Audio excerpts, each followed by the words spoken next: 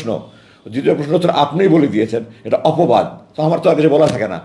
উনি যদি কোনো অপরাধ করে থাকতেন, আপনারা যারা ট্রাইব্যুনালে, আমি ওনার পক্ষে সাক্ষী দিয়েছি, তারা 16-17 জন সাক্ষী দিয়েছে। ট্রাইব্যুনালের চেয়ারম্যান খোলা আদালতে বলেছে যে সরকার পক্ষ ওনার বিরুদ্ধে কোনো অভিযোগ প্রমাণ করতে পারেনি। আমি বিস্মিত যে একজন বিচারক এই কথা বলার পরে উনি বলেছেন যে উনি নিজে খতিয়ে দেখেছেন। বিচারক কি কোনো দিন অভিযোগ আসলেই তাকে মানে শাস্তি দিতে হবে, এটা বিচারকের কাজ, নাকি বাদী পক্ষ প্রমাণ করতে পারলে বিচারকের কাজ? আমি আপনার কাছে প্রশ্ন রাখছি, বিচারকের কাজ হলো বাদী পক্ষ যদি প্রমাণ করতে পারে, যদি বাদী পক্ষ প্রমাণ করতে পারে তাহলে প্রমাণ রায় দিবে, না হলে খালাস দিবে। উনি খোলা আদালতে, যারা ছিল আপনি জিজ্ঞাসা করে দেখতেন, খোলা আদালতে বলেছে বাদী পক্ষ কিছু প্রমাণ করতে পারেনি, ওনার অভিযোগ প্রণীত হয়নি। কিন্তু উনি এটাও বলেছেন যে ওনারা তদন্ত করে দেখেছেন। কি তদন্ত করেছেন না করেছেন এটা কোনো পরিষ্কার নয় আমাদের কাছে। তো এটার উপর উনি রায় দেওয়াটা একটা হাস্যকর ব্যাপার। এটা একটা প্রহসনের ট্রাইব্যুনাল। এটার মধ্যে শুধু ইন্টারন্যাশনাল ক্রাইমস ট্রাইব্যুনালের মধ্যে শুধু ইন্টারন্যাশনাল শব্দটাই ইন্টারন্যাশনাল, আর কোনো কিছু ইন্টারন্যাশনাল নয়। আপনার ট্রাইব্যুনালের প্রথম চেয়ারম্যান ছিল যে নাসিম সাহেব, সম্ভবত আমার নামটা যদি ভুল না বলে থাকে, উনি যে স্ট্রাইক কেলেঙ্কারি করেছে এটা আপনারা জানেন। এবং উনি 91 সালের যখন জামাত বিএনপিকে সমর্থন দিল, আওয়ামী লীগ 3টা মন্ত্রী 7টা মহিলা এমপি পদ অফার করার পরেও তাদেরকে সমর্থন না দিয়ে জামাত বিএনপিকে সমর্থন দিল। তারপরে তারা আওয়ামী লীগ তাদের বি টিম দিয়ে তারা একটা ঘাতক নন লিমিটেড কমিটিকে প্রতীক বিচার করলে, তারা রায় করলো। তখনও কিন্তু তারা ওনাকে যুদ্ধাপরাধী বলেনি, তারা ঘাতক বলেছে, সারা জীবন তারা ঘাতকই বলেছে। হঠাৎ করে তারা 1971-এ 30 বছর পরে কেন তারা এই মুক্তি নাম দিল, যুদ্ধাপরাধের নাম দিল? আমি চাই যুদ্ধাপরাধীতে বিচার হোক। আপনারা কেন 195 জন যুদ্ধাপরাধীকে বিনা অপরাধ মুক্তিতে ছেড়ে দিলেন? শেখ সাহেব, যারা পাকিস্তানের অখণ্ড পাকিস্তানের পক্ষে ছিলেন, শেখ সাহেব তাদেরকে দালাল আইন করেছিলেন। কয়েকজনের বিচার করার পরে কোনো সাক্ষ্য প্রমাণ না পেয়ে উনি ওই আইন বাতিল নিজেই করে দিয়ে গেছেন। তারপর স্বাধীনতা এটার পর কী ধরনের তামাশা! আমি তো মনে করি এখানে বিদেশি চক্রের ষড়যন্ত্র আছে। আর ওনার বিরুদ্ধে এত তো প্রচারণা করার পরে ওনার যেই বর্ণাঢ্য জানাজা হয়েছে, এই দেশের মানুষ যে ওনাকে রাজকীয়ভাবে বিদায় করে দিয়েছে, এটা প্রমাণ করেছে এই দেশে উনি ইতিহাসের মুকুটহীন রাজা। আমি দৃঢ়ভাবে বলতে চাই, উনি ইতিহাসে বাংলাদেশের না শুধু, উনি একজন সর্বকালের, আমি বলবো না বিবিসি জোর করেছে সর্বকালের, তো তার তামাশা। সর্বকালের ভবিষ্যতের কথা তারা জানে কেমনে? অদৃশ্যের মালিক আল্লাহ, গায়েব ভবিষ্যতের আল্লাহ। সুতরাং বিবিসি সেই সর্বকালে সর্বশ্রেষ্ঠ বাংলা জরিপ করেছেন, এটা হাস্যকর। তারা ভবিষ্যতের কথা বলতে পারে না, আজকে থেকে 100 বছর পরে কোনো ভালো বাঙালি হবে কিনা। তো বিবিসির মতো তো বলছেন কী করে এই ধরনের টাইটেল দিয়ে তামাশা করে আমি জানি না। কিন্তু আমি দৃঢ়ভাবে বলতে চাই, অধ্যাপক গোলাম আজম ইতিহাসের সর্বশ্রেষ্ঠ বাঙালি।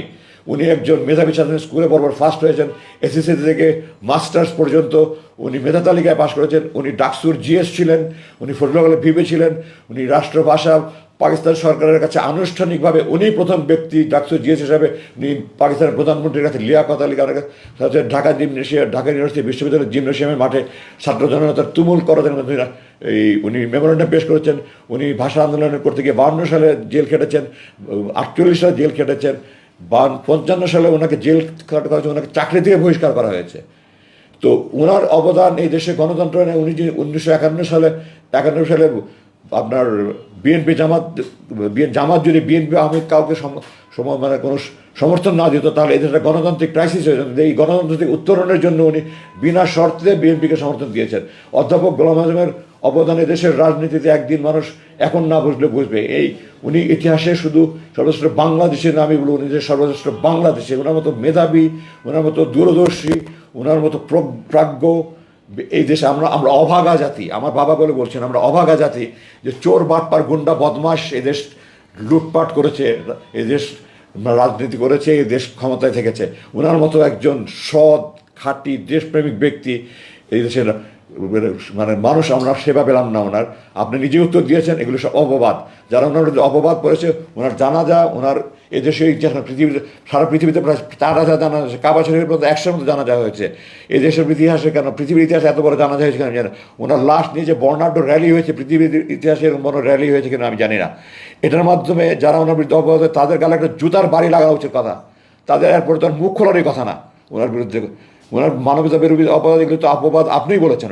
উনি কোনো মানবতা বিরোধী অপরাধ করেন নাই, আমি দৃঢ়ভাবে এটা তো প্রশাসনের ট্রাইব্যুনালের চেয়ারম্যান নিজে খোদা বলেছে যে প্রসিকিউশন প্রমাণ করতে পারেন। এরপর আর কথা থাকে কি নিয়ে এটা নিয়ে, এটা নিয়ে আর কোনো কথা থাকার অবকাশে নাই।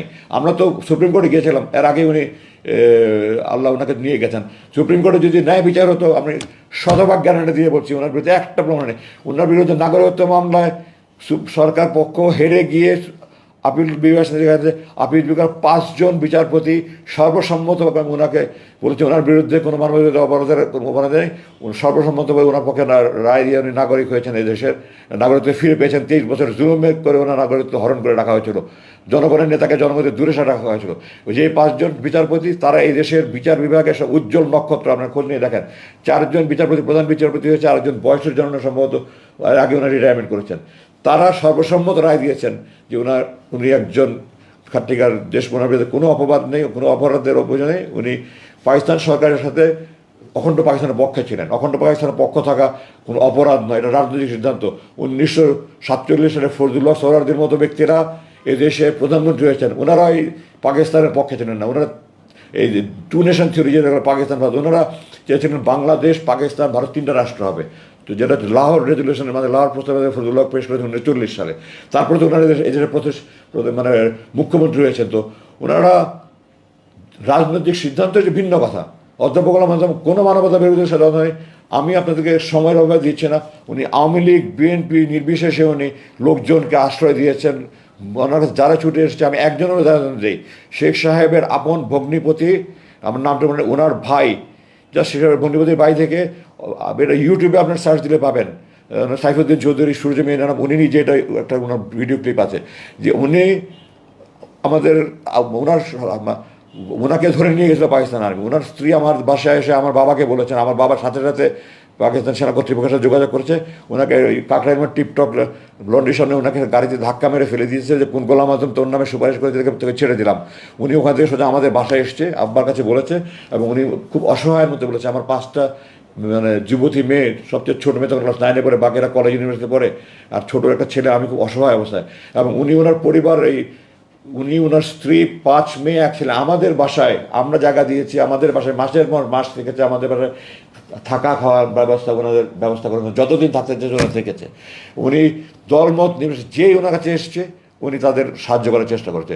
ওনাকে যারা কুচক্রী মহল, বিদেশি প্রভুদের ইঙ্গিতে ইশারায়, অর্থ লোভে, তারা বিদেশিদের মাস্টার রোলে আছে, তারা এই সমস্ত লোকজন এবং তাদের দোসররা, তাদের দালালরা এই সমস্ত কথা বলে, কোনো প্রমাণহীন কোনো, এগুলো অপবাদ। আপনার এক কথায় আপনিই বলে দিয়েছেন, সুতরাং এ কথা নিয়ে আর কোনো প্রশ্ন আসে না। এগুলো সমস্ত অপবাদ, মিথ্যাচার, নির্লজ্জ মিথ্যাচার। তাদের তো এখন আর এগুলো মুখে আনারই কথা নেই। জানাজার পরে দেশের মানুষ ওনাকে ইতিহাসে বাংলাদেশের মুখহীন রাজা মানে বিজয় দিয়েছে, ওনাকে এদেশের মানুষ মাথায় উঠিয়ে রাখা উচিত।